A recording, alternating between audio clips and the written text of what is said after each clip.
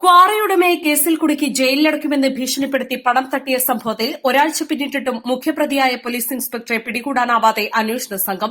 Valanchery police ഇൻസ്പെക്ടറായിരുന്ന ഇയാൾക്കെതിരെ തമിഴ്നാട്ടിലുൾപ്പെടെ തിരച്ചിൽ ഊർജിതമായി തുടരുകയാണ്. സംഭവത്തിൽ വളാഞ്ചേരി എസ്ഐയും ഇടനിലക്കാരനും നേരത്തെ അറസ്റ്റിലായിരുന്നു. പാറ പൊട്ടിക്കുന്നതിനായി സൂക്ഷിച്ച സ്ഫോടക വസ്തുക്കൾ പിടികൂടിയ കേസിൽ ക്വാറിയുടമയെ അറസ്റ്റ് ചെയ്ത് ജയിലിലടയ്ക്കുമെന്ന് ഭീഷണിപ്പെടുത്തിയാണ് വളാഞ്ചേരി പോലീസ് ഇൻസ്പെക്ടർ സുനിൽദാസും എസ്ഐ ബിന്ദുലാലും ഇടനിലക്കാരനും ചേർന്ന് 22 ലക്ഷം രൂപ കൈക്കലാക്കിയിരുന്നത്.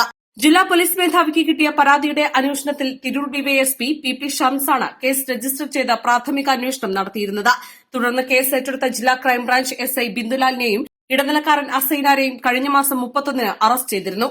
കേസിലെ പ്രധാന പ്രതിയായ വളാഞ്ചേരി പോലീസ് ഇൻസ്പെക്ടർ സുനിൽദാസിനെ തേടി ഗുരുവായൂരിലെ വീട്ടിലെത്തിയെങ്കിലും കണ്ടെത്താൻ കഴിഞ്ഞില്ല.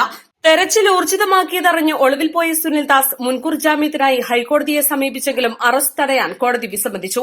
ഇയാൾ സംസ്ഥാനം വിട്ടതായി അന്വേഷണ സംഘത്തിന് വിവരം കിട്ടിയിട്ടുണ്ട്.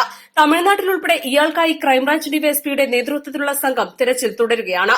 വകുപ്പ് തല അന്വേഷണവും നടക്കുന്നുണ്ട്. ക്രിമിനൽ ഗൂഢാലോചന, ഭീഷണിപ്പെടുത്തി പണം തട്ടിയെടുക്കൽ തുടങ്ങിയ വകുപ്പുകളാണ് ഇയാൾ ഉൾപ്പെടെയുള്ള പ്രതികൾക്കെതിരെ ചുമത്തിയിരിക്കുന്നത്. East live, Valanchery.